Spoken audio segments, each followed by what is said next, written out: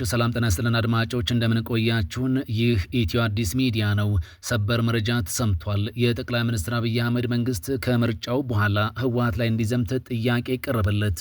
ለአንዴና ለመጨረሻ በቃ እንበላቸው፣ በጋራ ለመታገልም ዝግጁ ነን ሲልም ህወሓት ላይ ጦርነት ከተከፈተ ከ4 ኪሎ ጎን እንደሚቆምም ኢዜማ ይፋ አድርጓል። ከአዲስ አበባ ሆነው ወደ ትግራይ ዝመቱ እንዝመት የሚሉ ቅስቀሳዎች በስፋት እየተሰራጩ ነው። መንግስታዊ የቴሌቪዥንና ዜና ማሰራጫዎችም ህወሓትን የሚያነውሩና የሚከሱ ሰፊ ዘገባዎችን በማሰራጨት አሁን ተጠምዷል። የፕሮፌሰር ብርሃኑ ነጋው ኢዜማ መንግስት ወደ ትግራይ እንዲዘምት ከዘመተም ከብልጽግና ጎን እንደሚቆም በይፋ አሳውቋል።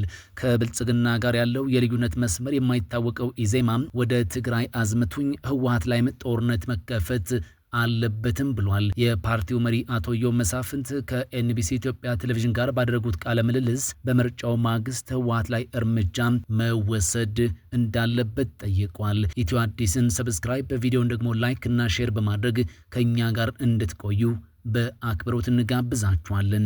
ኢዜማ ዛሬ ከሰዓቱን አነጋጋሪ የሆነ መልእክት አሰምቷል። መንግስት ህወሓትን ለአንዴና ለመጨረሻ ጊዜም በቃህ ሊለው ይገባልም ብሏል። የኢዜማ ፓርቲ መሪ የትግራይን ህዝብ እንድንታደገው የሚል ንግግር አሰምቷል። በሰሜኑ ጦርነት ወቅት የትግራይ ህዝብ ያ ሁሉ ሰቆቃ ሲደርስበት ተባባሪ የነበረው ኢዜማ አሁን ላይ ለትግራይ ህዝብ ቅን ሀሳቢ መስሎ ህዝቡን እንድንታደገው የሚል ጥሪ ማቅረብ ጀምሯል። በእርግጥም የኢዜማ የትግራይን ህዝብ እንድንታደገው ከሚለው ጥሪ ባለፈም ትግራይ ላይ በጋራ እንዝመት የሚል የጦርነት ጥሪም አብሮ አስተጋብቷል። ህወሓትን ለአንዴና ለመጨረሻ ጊዜ በቃ ልንለው ይገባል፣ ቡድኑ ላይ በሚወሰድ እርምጃም ኢዜማ ይሳተፋል በማለት ነው የፓርቲው መሪ ኢዮብ መሳፍንት የተናገሩት። ህወሓት ላይ ጦርነት ከተከፈተ እዘምታለሁ የሚለው ኢዜማ የትግራይ ህዝብ ክልሉን እንደ ስጋት ቀጠና እየተመለከተው ነው ብሏል።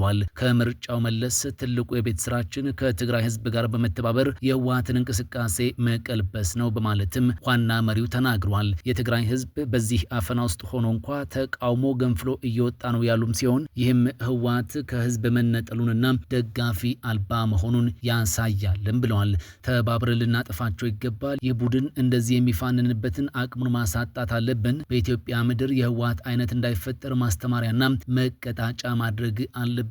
ይህን ቡድን ከኢትዮጵያ ምድር መንቀል ይኖርብናል በማለት የጦርነት ጥሪ አቅርቧል። ፓርቲው በሊቀመንበሩ በኩል እንዲህ ያለውን አደገኛ መልእክት ከማሰራጨቱ ከ2 ሳምንት አስቀድሞም ፌዴራል መንግስቱ ህወሓት ላይ እንዲዘመት ጥሪ ማቅረቡም ይታወሳል። በወቅቱ ፓርቲው እንደ ህወሓት አይነት ደም የማይጠረቃ አካልና እሱን የሚዘውሩ ጥቂት ግለሰቦች በቃችሁ ብሎ ለማስቆምና የትግራይ ህዝብን ካላስፈላጊ መከራ ለመታደግ በህዝብ ላይ ምንም አይነት መስዋዕትነት በማያስከትል መልኩ በህገ ወጥ ቡድኑ ላይ ብቻ ያነጣጠረ አስፈላጊ ህጋዊ እርምጃ በመንግስትና ከመንግስት ጋር በጋራ በሚቆሙ ማንኛውም ለትግራይ ማህበረሰብ በሚቆረቆር አካል ሊወሰድ እንደሚገባ ያምናል በማለት ህወሓት ላይ እርምጃ እንዲወሰድ ጠይቆም እንደነበርም ይታወሳል።